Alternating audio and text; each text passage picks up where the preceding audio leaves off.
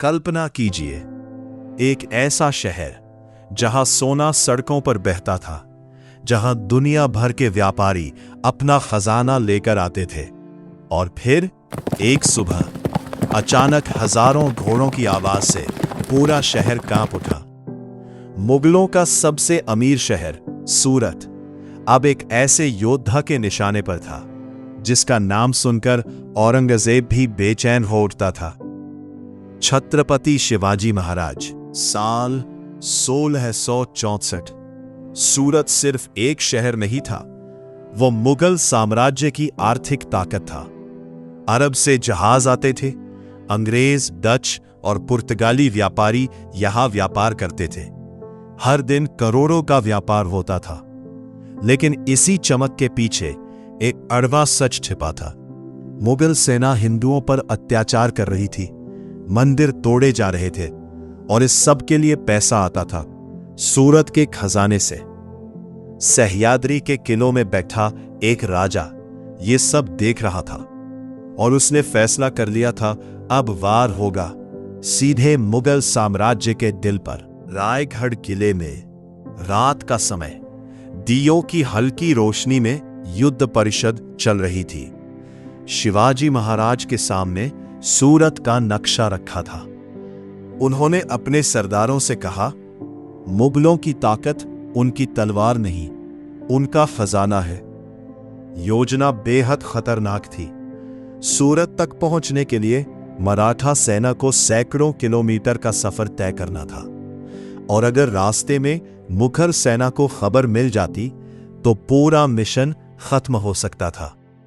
लेकिन शिवाजी महाराज अपनी चालों के लिए प्रसिद्ध थे। उन्होंने सेना को छोटे छोटे दलों में बांटा। रास्ते गुप्त रखे गए, यहां तक कि कई सैनिकों को आखिरी समय तक नहीं पता था कि हमला कहां होने वाला है। और फिर मराठा सेना रात के अंधेरे में निकल पड़ी। जनवरी 1664। सूरत के बाहर अचानक घोड़ों की आवाजें सुनाई देने लगी।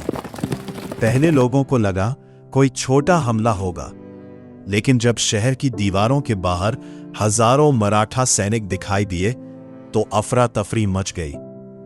व्यापारी अपने खजाने छिपाने लगे। कई लोगों ने सोना जमीन में गाड़ दिया। कुछ लोग जहाजों की तरफ भागने लगे। मुगल सूबेदार इनायत खान, जिसे शहर की रक्षा करनी थी, वो डर कर किले में छिप गया। पूरा शहर अब अपने हाल पर छोड़ दिया गया था। मराठा सेना शहर में दाखिल हुई, लेकिन तभी शिवाजी महाराज ने एक ऐसा आदेश दिया जिसने सबको हैरान कर दिया। गरीबों को कोई नुकसान नहीं पहुंचेगा, किसी महिला का अपमान नहीं होगा और किसी मंदिर या मस्जिद को हाथ नहीं लगाया जाएगा। उस दौर में जब युद्ध का मतलब सिर्फ विनाश होता था, शिवाजी महाराज के ये नियम उन्हें बाकी शासकों से अलग बनाते थे। मराठा सैनिक सिर्फ अमीर व्यापारियों और मुगल खजाने को निशाना बना रहे थे। सोना, चांदी, हीरे, करोड़ों की संपत्ति मराठाओं के हाथ लग रही थी। लेकिन शिवाजी महाराज का असली लक्ष्य सिर्फ दौलत नहीं था, वो औरंगजेब को चुनौती दे रहे थे। सूरत में अंग्रेज और डच व्यापारी भी मौजूद थे। उन्होंने पहली बार देखा कि एक भारतीय राजा मुगल साम्राज्य को खुली चुनौती दे रहा है। अंग्रेज फैक्ट्री के अधिकारी डर गए थे।